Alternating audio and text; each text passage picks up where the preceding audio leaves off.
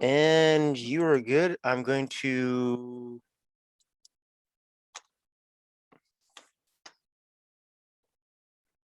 Okay, I believe you're spotlighted, so All right. go for it.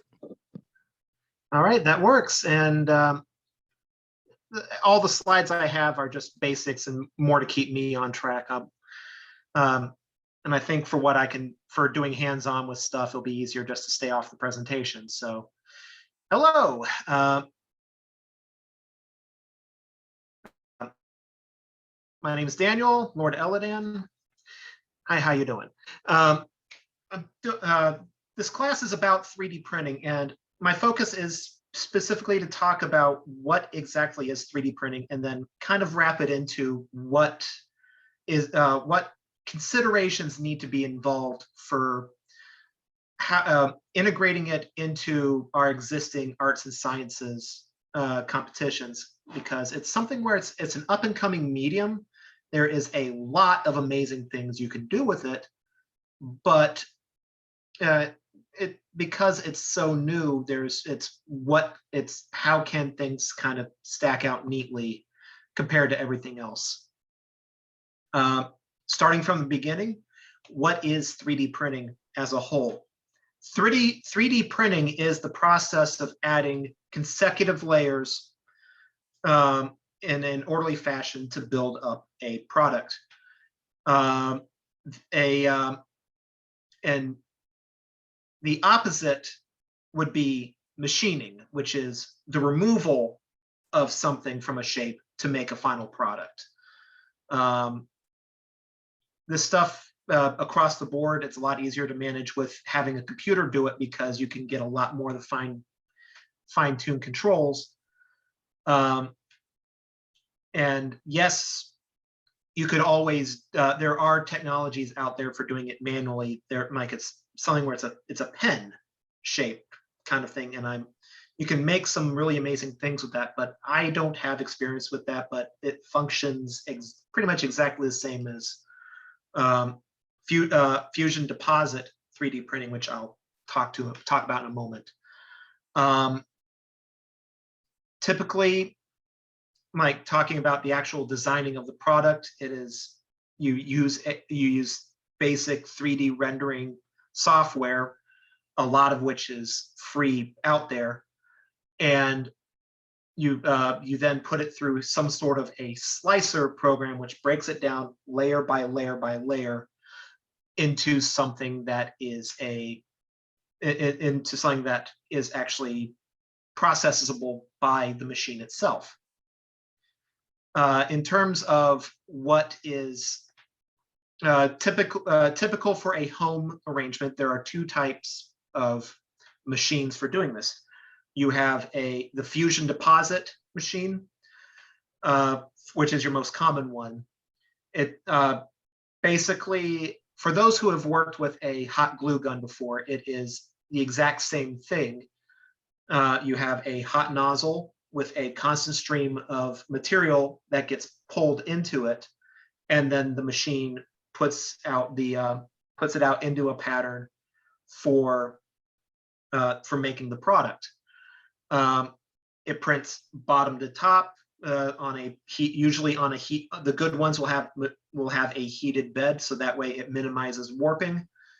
It is the simplest to learn and the simplest to start off with. Your other one that you will see in most home setups is UV resin. It's the newest one for common use on the market, and they just had a recent breakthrough that allows them to do better detail on things. It's the same sort of materials that they would use with orthodontics, but instead what it is that it's the UV light that cures it for actually defining the print is actually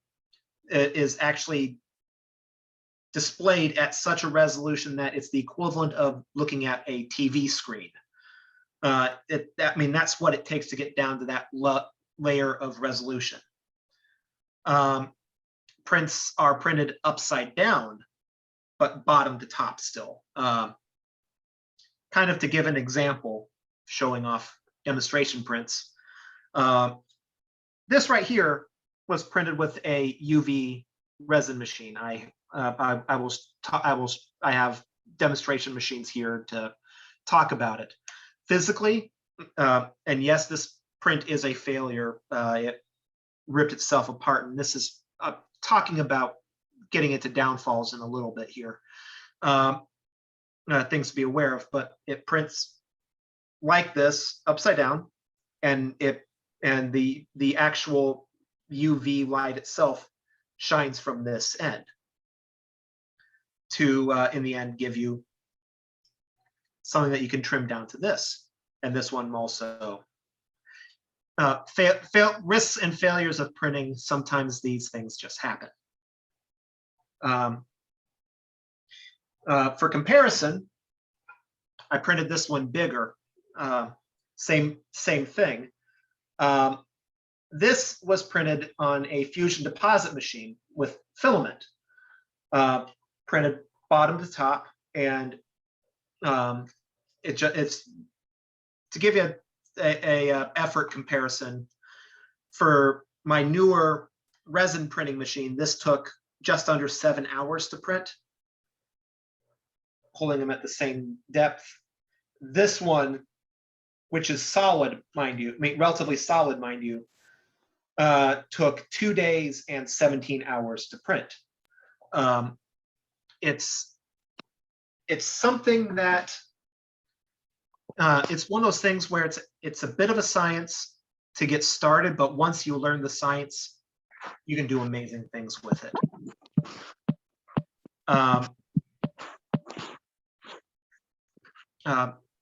Just to kind of talk about the equipment itself, just to kind of show what's involved. I don't have the tools out because otherwise it'll actually get really cluttered on the desk, but I will talk about basics to at least get started. Starting with the resin machine, and this is my new one here. The concept is that normally this part up here is the print surface, and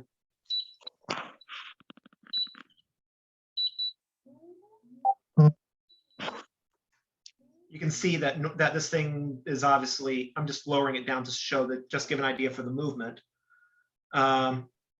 It's got glass windows all around it because conceptually, with UV resin, any UV light that gets through will go and pre-cure some of the resin, which is also why resin comes in these dark bottles in the first place. But it's basically resin in a tray, and then light shines up from the bottom of it. And we're talking 3D printing is a metric thing because it's something that's been developed internationally.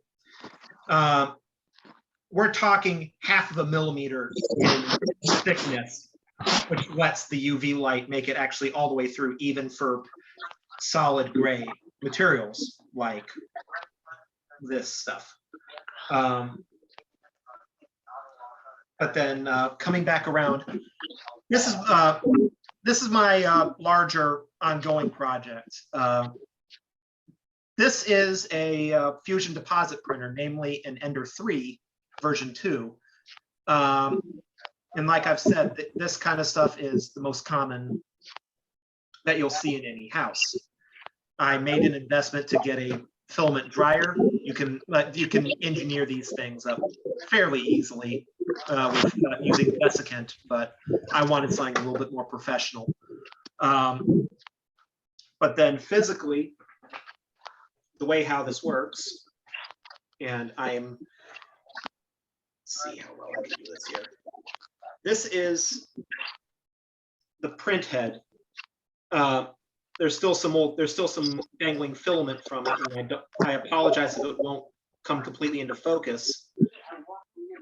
But the idea is the head moves as you need it, and then physically from there, the bar that the head sits on moves up and down, and the print bed itself will cover the last remaining axis, and it will physically just build itself up layer upon layer over time.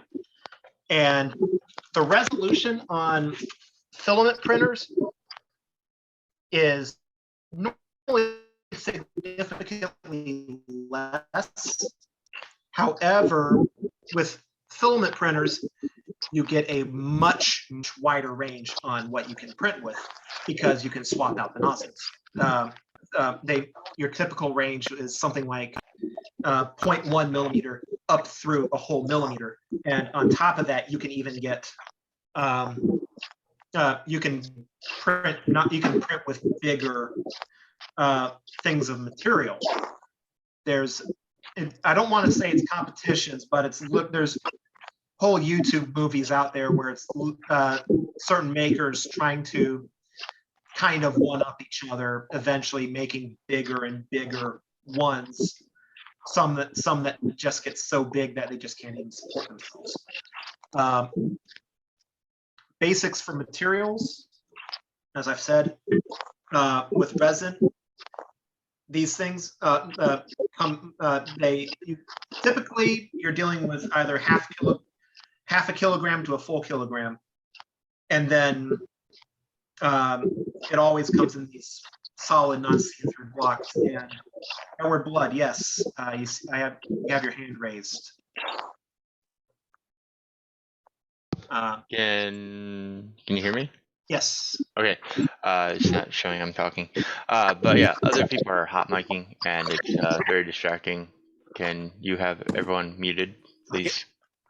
Can everyone who's not asking a direct question this time, please mute yourselves, and then when you're wanting to ask a question, please raise your hand. Yeah. All right. And that works, yeah. But then with, anyways, moving on, with filament, you typically only buy the kilogram roll unless you're buying something very, very exotic. As you can see, this one I've used down a whole lot. And you can typically find everything on Amazon that you need. I'm working on actually putting together a website that will actually help with pulling together non-Amazon resources, but that's something else for a much longer, fun business talk. But anyways, in terms of actual tools to make everything work, the big ones that I can never recommend highly enough: get a good spatula, get a good cutting board, both like a crafting one with grids on it, and then also they make them in silicone, so that way, like especially with the resin, it comes off with leftover resin still on it, and you have to pre-trim everything before you put it into cure, which is a standard part of a standard step for resin.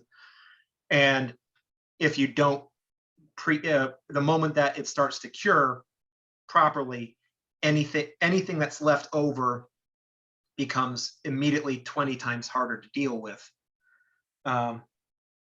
which also gets into things like getting good sets of pliers, they X-Acto knife, things like that. I can also not recommend highly enough, get storage where you have a boatload of drawers. I haven't populated everything yet for my stuff. I honestly picked up this hobby late middle of last year, but it's been something I've been reading up on for a while, and it's something that's fascinated me the moment I started seeing that it was becoming more of a mainstream item.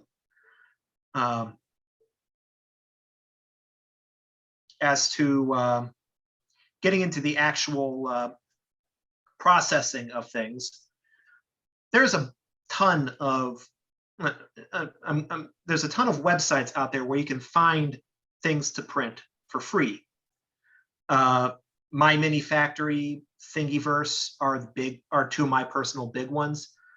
And the advantage of ones like My Mini Factory is if you decide to get into designing things yourself, you can paywall your work such that things become available, but then people can go and people will have to buy them off you. On the flip side, you can also just rely straight up on tips, where if you make something that's really nice, people can actually just leave you a tip. That's where that kind of stuff is where we track down this little beauty here, which is another use for 3D printing. It's I can't say it's Dungeons and Dragons scale house, but it's great but it's the same kind of thing you would find for tabletop wargaming, or if you wanted to scale this kind of thing up, you could meaningfully use this thing as something for holding awards, trinkets, that kind of stuff. Just like with these sorts of things. This thing I found on My Mini Factory. If you have a reign that has a distinct period flair for it, and you know that there's artwork out there, you can print stand up awards into that theme. And if you learn the design work behind it, you can actually do some very amazing customizations with it. For actually working with the files, yeah, there are two things that I've already mentioned that you have to keep in mind to work with. The designing end of it, which is typically a CAD sort of file program, and then the slicer, which actually breaks it into into what the printer can process. On the CAD side, there are plenty of free options out there. There's plenty of paid options that are properly supported. Personally, the two that I've heard of that I've dabbled into for working with this stuff, Autodesk Fusion 360, and then there's FreeCAD, there's Blender, there's a whole boatload of these things out there. It just depends on how featureful are you after, and how much are you willing to work with on your local machine, because ones like Fusion 360 are actually do all their file storage, file calculations in the cloud. So you don't even need a powerful machine to run it. You just need a powerful connection to keep up with it. For slicers, with that you get into the realm of what machine am I working with, because a Fusion Deposit machine needs a different layout of code compared to a resin machine, because with a filament machine, it physically is drawing the outlines onto the thing, all the curves, all the nooks and crannies on it, and it's literally giving commands to the motors for, I need you to turn this many turns this way, I need you to turn this many turns the other way. And it literally is a giant, it's called G code. It's pretty much a very long string document. For resin printers, I don't remember the exact file name type for it, but the thing about it is that it's literally just flat snapshots of each layer, because with a resin printer, it doesn't need, there's no moving parts except for the actual print head moving up and back. It's so for a Fusion Deposit machine like my Ender here, I personally strongly recommend Cura Slicer. There's 2 or 3 other ones out there, and they're all very equivalent. I just personally recommend Cura because I know it and I've worked with it so well. For my resin machine, I recommend Chitubox. It tends to clunk a little bit, but it does its job really well, and I get all the options that I need. Getting into the final bit of my talking points, what makes a print a good entry? Because, like I said, this is an emerging field. How can we scale?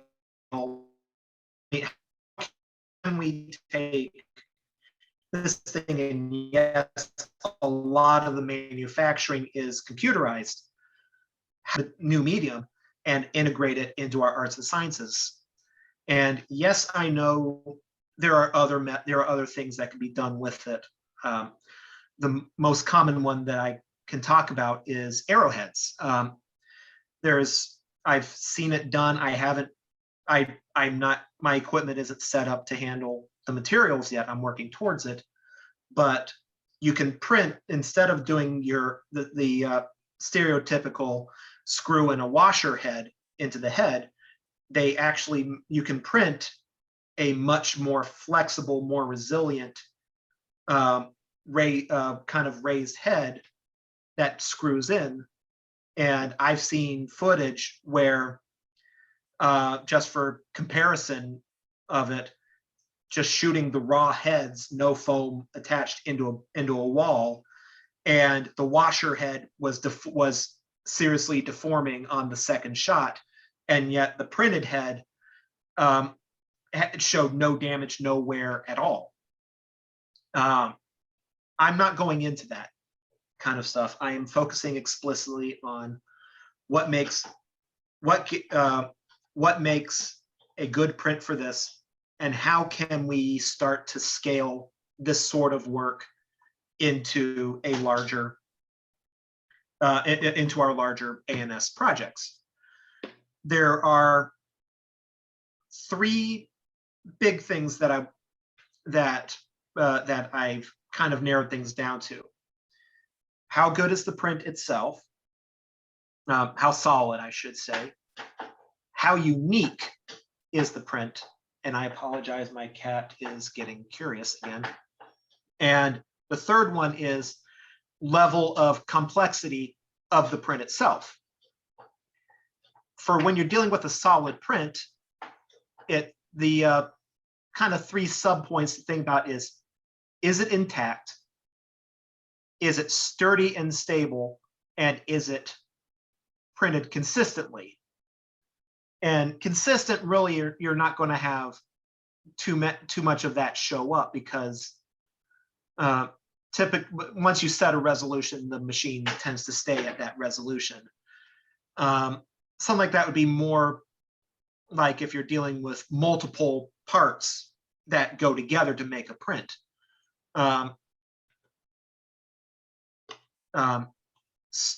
Sturdy and stable.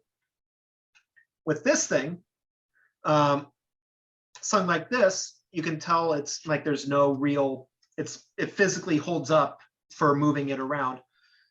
Something like this, another step that would be a bonus point, so to speak, is the fact that this thing is physically stable.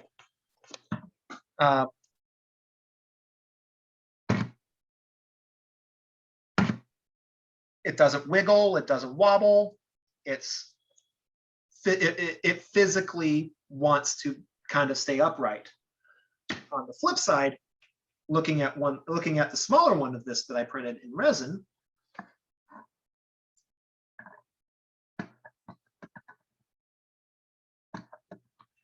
it's sturdy and it's stable, but blue in this case is better than gray. And then getting back to the first one I mentioned, an intact print,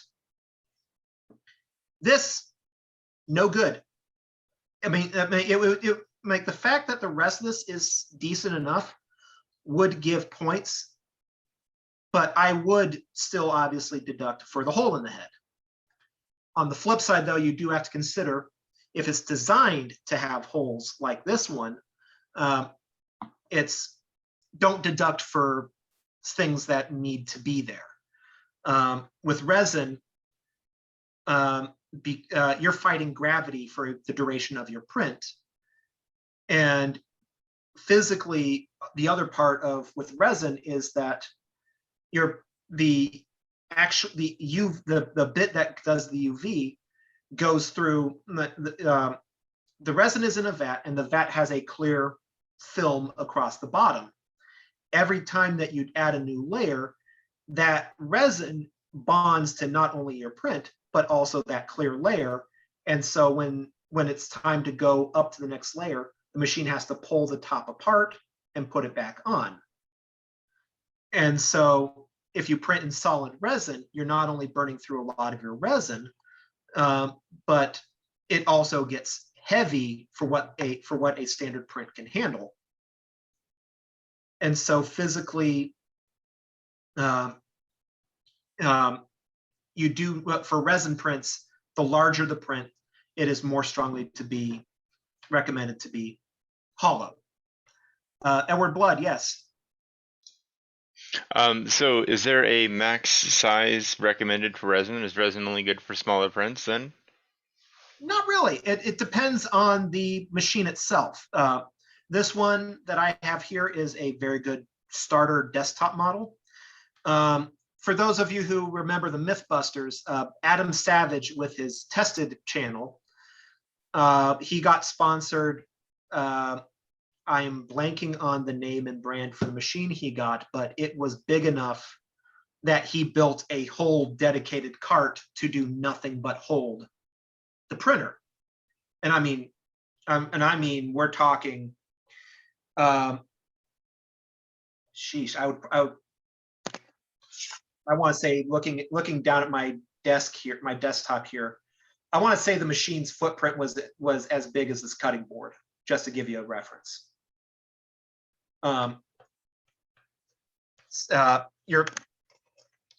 So with all printing machines, you're literally only limited by the footprint of your machine. My fusion deposit machine, my Ender here, is 220 by 220 millimeters. They sell the Creality, the manufacturer, sells 500 millimeter ones. I didn't go with that because that would just literally take over my whole desk, and I don't want that. I want a compact machine that I can more easily work with, and it's also the fact that the bigger the print, the more materials you're going to be spending, and I cannot rightly recommend anyone immediately jump headfirst into getting the largest machine ever. There's nothing wrong with it. It's just learn on something that's a little bit more manageable. Anyways, moving on to the next point, unique print. How unique is what's being printed? Because everyone's like resin is perfect for minifigurines. The level of detail, the fact you can get it so small. Nearly everyone who has done a resin print does a minifig at some point. I'm one of the few people who hasn't yet, and that's more because I've had so much going on, I haven't gotten to it. I know I will eventually, it's just not yet. And so if someone turns in a really nicely printed minifig, that's great. But I would personally point something like this, if it was to the same size and level of detail, I would point this more than a minifig, because like I said, minifigs are just so ubiquitous, so out there. The other bit for unique print, though, is originality. What have you done to make this your own print, your own file, your own creation? And that is your big leeway into people that actually get into the design of it, because this thing I didn't design. the most original part I did for this is I did the extra work to go and do the to make the bottom thick, have more material, so that way it'd be a more stable print. Points for the more extra for stability, but I didn't do anything extra to make it a unique print to me. Now, on the flip side, if you took the time to go in with My Hero Factory, I think is the name of the website, where you actually can go in and custom design the actual figurine on the thing, or if you go into Blender and just design from the bottom up your own thing, obviously I'd give more points for that, because it's the initiative to actually design what's involved with the print. Another thing is for people that get to taking the time to print. I don't have anything here that's printed, and that's only because I haven't dived into that. But I would rate a printed figurine significantly higher than just a straight raw printed machine. I mean, a printed figurine. And then lastly, level of complexity, and this gets, there it is, Hero Forge. That's the one I was thinking of. Level of complexity. This is you're getting into what did you have to do to go and make the thing print successfully. Something like this, relatively high level of complexity, but, and I forgot to grab this, 2 seconds. Something mechanical like this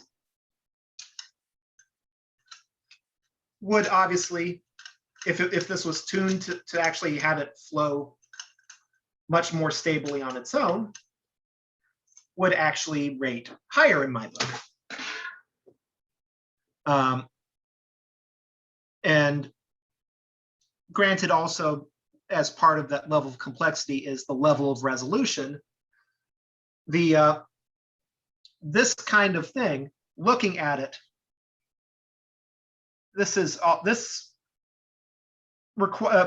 the reason, part of why it took so long is I had to turn up the resolution on the printer to go and get it to this level. Larger with more detail is always going to score big.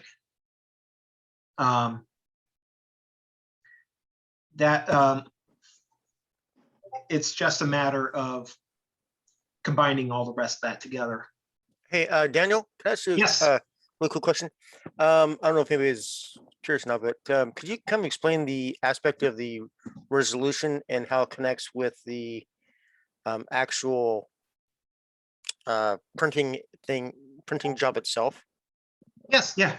Let me see here. I've got, I'm actually near the end of my material for what I've pre-prepared, actually. Level of resolution, there are 2 things about it. You're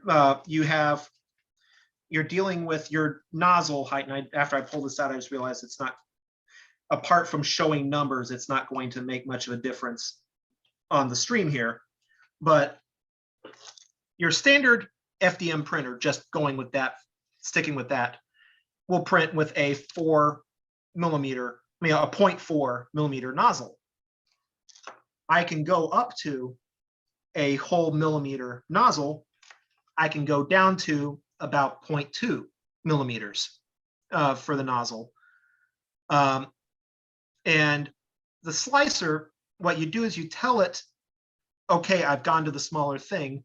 And so that way, when it codes the actual, when it codes all the things out, it will tell them, it will tell the thing that feeds the filament in, okay, we have a bigger nozzle, we need to push more, or hey, we're dealing with a smaller nozzle, push less. And then even beyond that, because of how consistent things are and filament makers will actually fight each other for who has the best filament, and where one of the aspects of it is how consistent the diameter of the filament is. Because if it's a very inconsistent filament, you'll get extra bits of material that kind of don't really completely line up. But you can vary your feed for how much actually goes into the thing. I actually 2 seconds here. What I have up here, and I will actually share my screen for once. All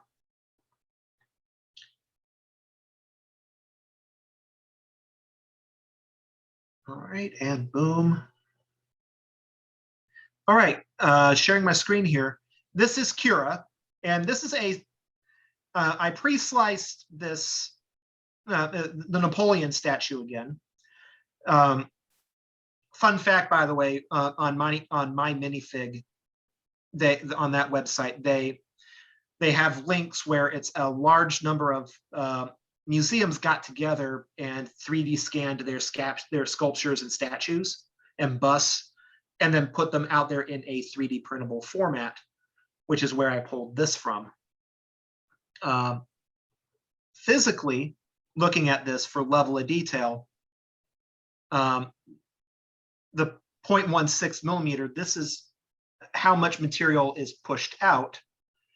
And obviously, if you push out more material, it's the wider the stream, and so therefore your more things kind of just disappear. Bringing this down a little bit to kind of show kind of what the insides look like a bit here. With a filament printer, all of these lines here show the course that the printer will have, that the printing head will have to take to print that layer. And obviously it's showing what it will look like looking down below it. And then looking into level of resolution, this right here is the foot of the actual pedestal of the statue.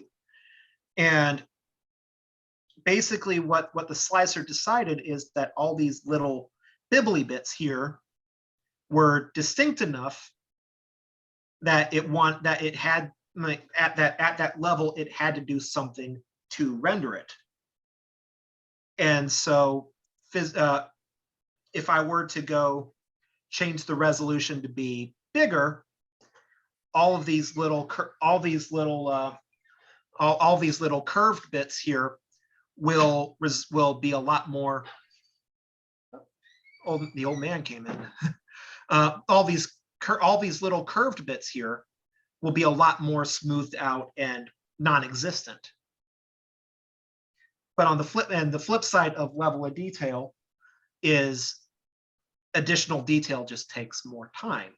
As you can see right here,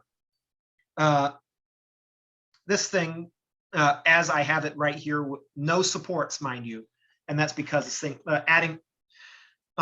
this thing will calculate things that that'll have to go in support, because with everything printing bottom to top, if there's nothing below it to hold a feature in place, kind of like the chin on the statue, it will physically just fall off.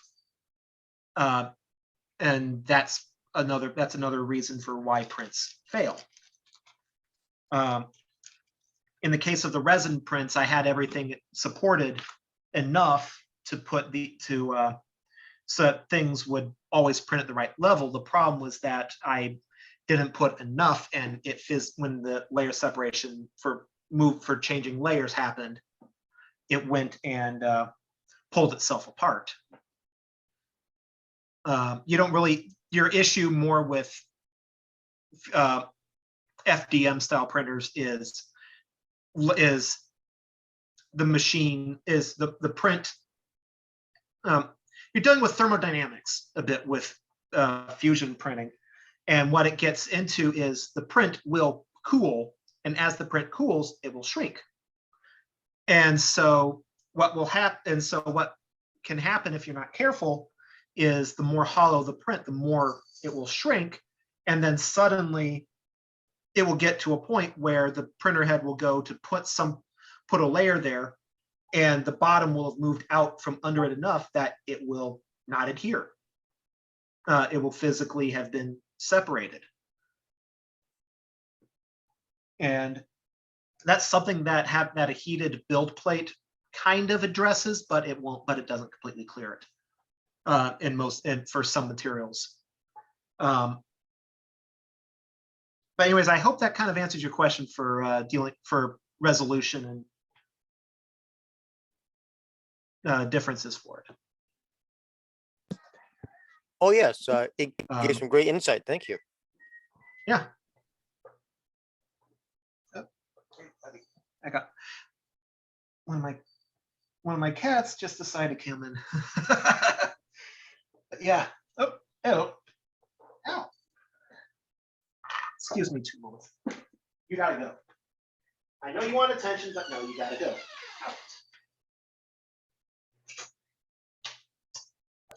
Out. But he needs attention. Yeah. Another thing while I'm thinking about it, and I'm going to stop my share so that way it's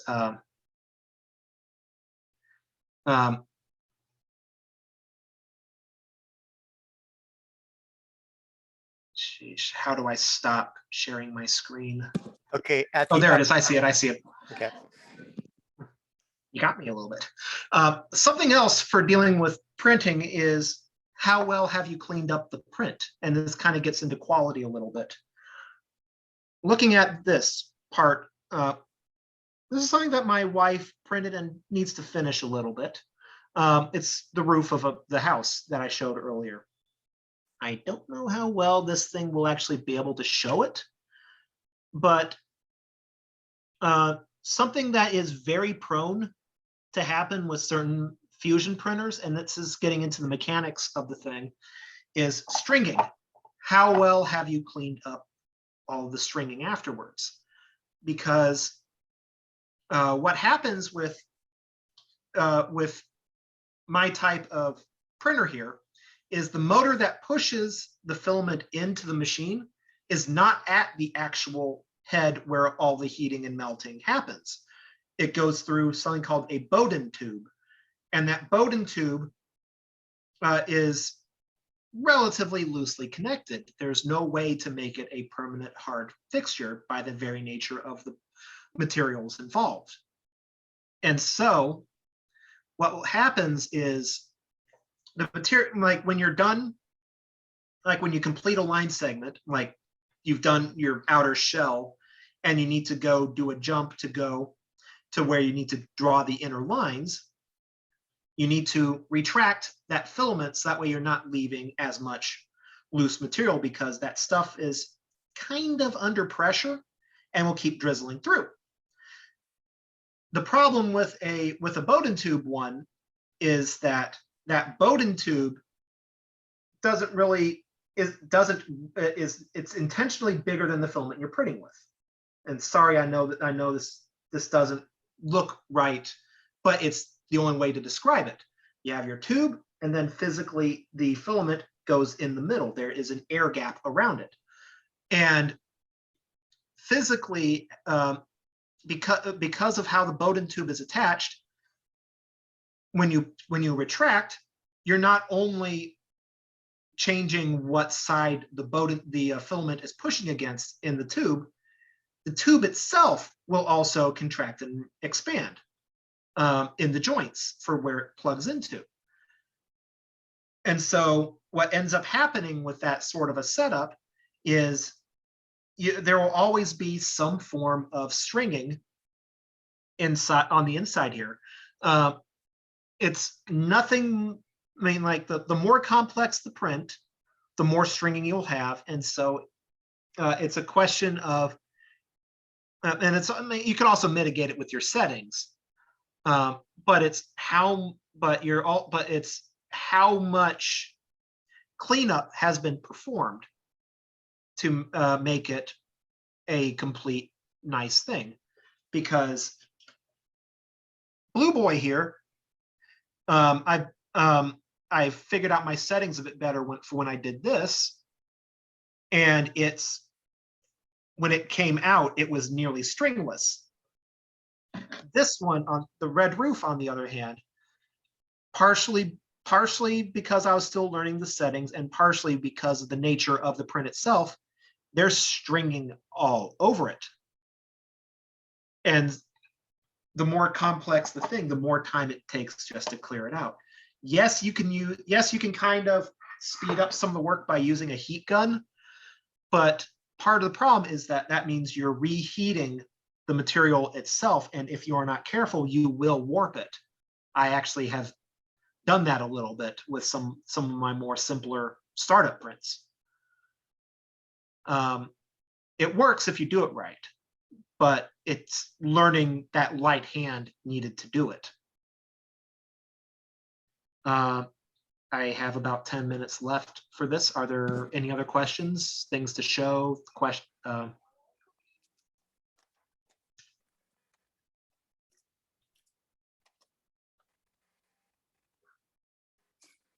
I think you've left them speechless.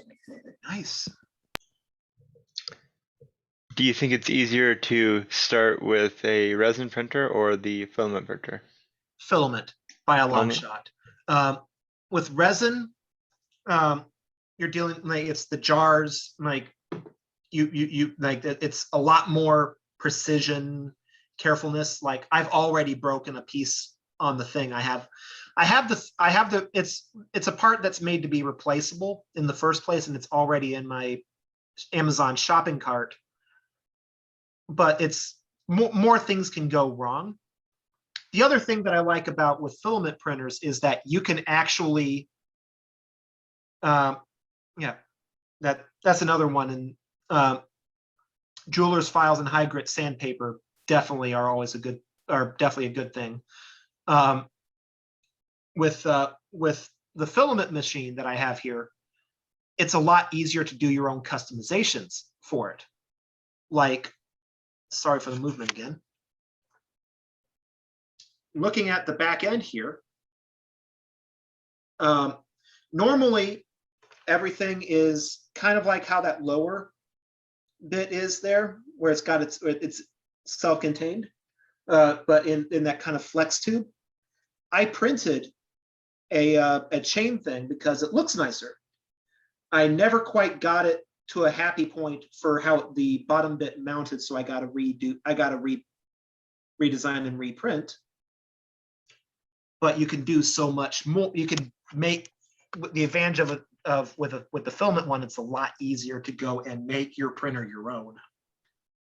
And then on top of that, the box that I have this set in, it started as an IKEA end table, but then there's design patterns out there galore that take that end table.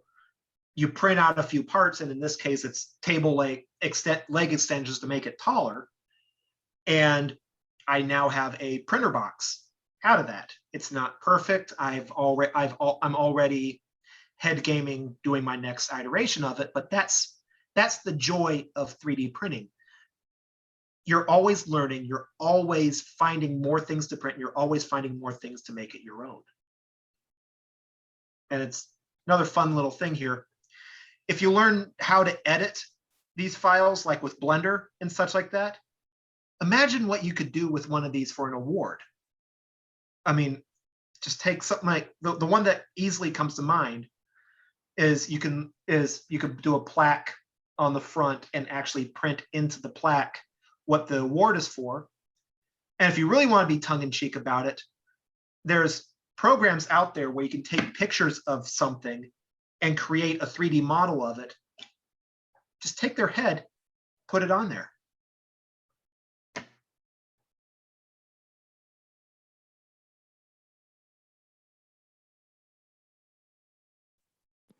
But yeah.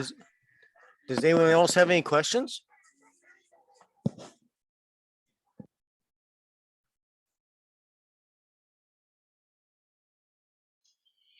I mean, think I do, but my questions are not related to this. It's for after. So, Okay.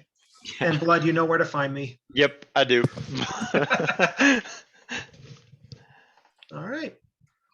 Well, thank you for having me. And like I've mentioned at the beginning, I am working on a website. I'm hoping to have it live before the end of the year to kind of help with pulling together a lot more of these resources.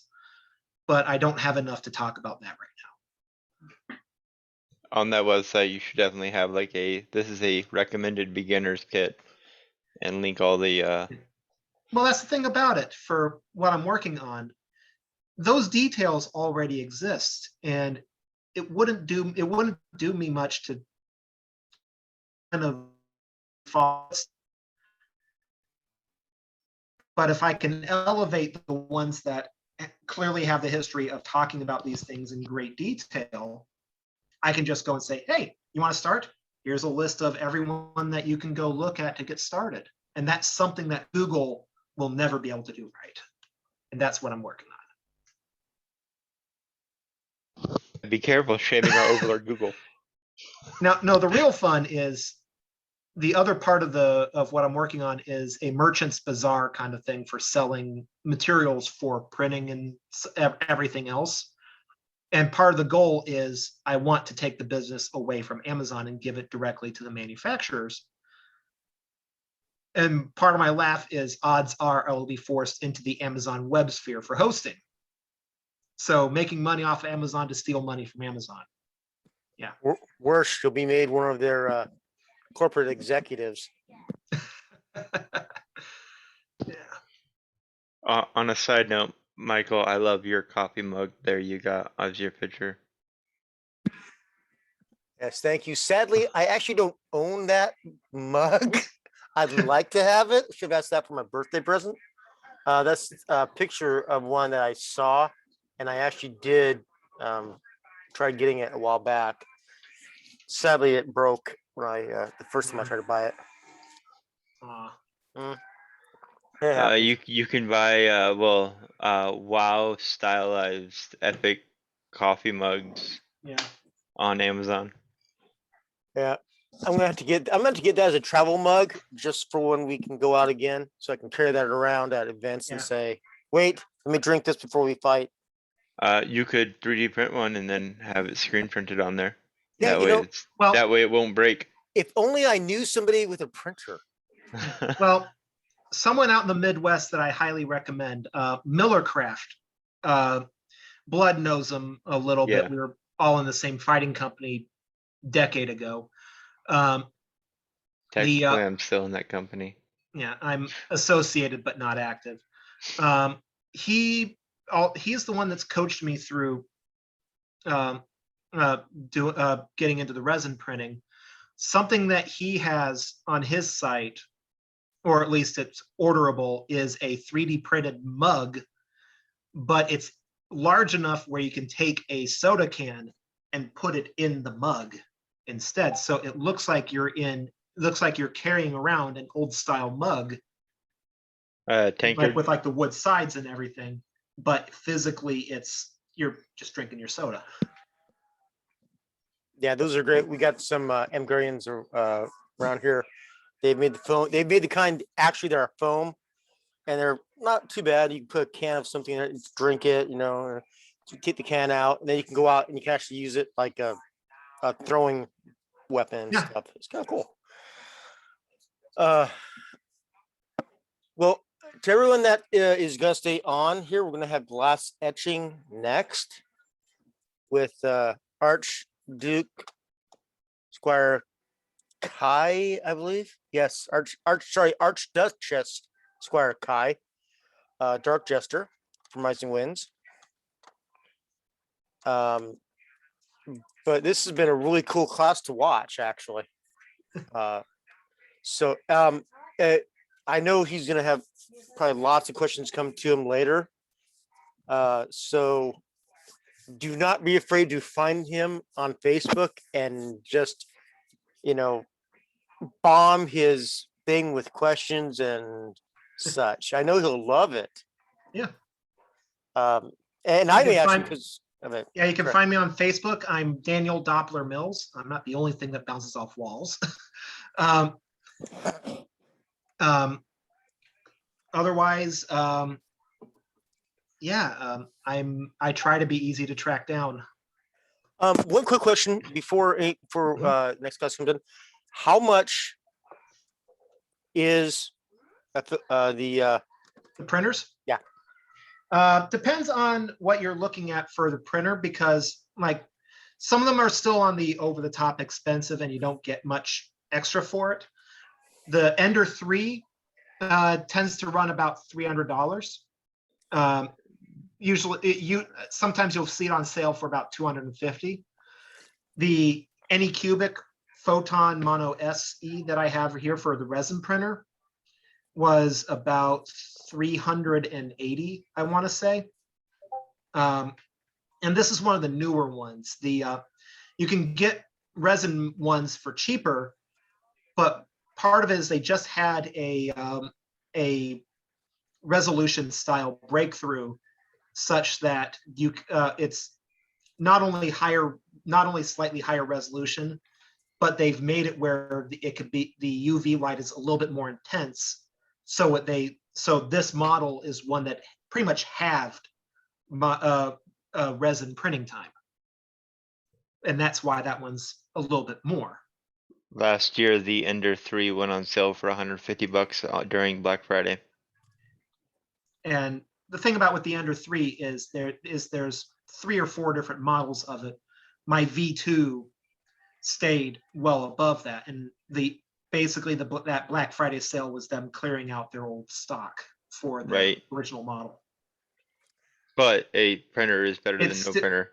Yep, and there's so many mods that you can find and buy out there that you can literally, if you wanted to make the learning investment, if you find an Ender 3 for a reasonable price, you could make the hardware upgrades to make it the equivalent of a V2 for maybe about $70, if not better.